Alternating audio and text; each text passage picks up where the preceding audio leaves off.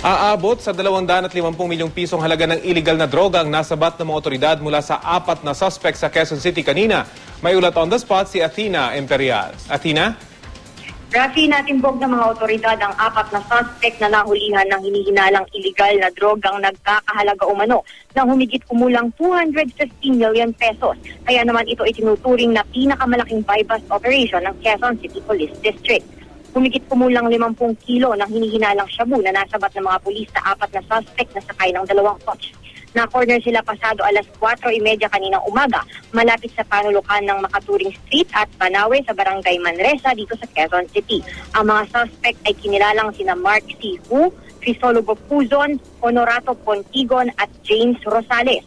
2 umano sa mga suspect, Filipino-Chinese. Ayon sa mga pulis, mukhang high-grade umano ang mga nasabat na droga. Hindi naman tiyak kung smuggled ito o gawa sa Pilipinas.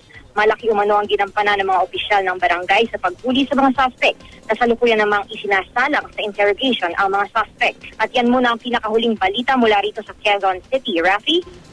Maraming salamat, Athena Imperial.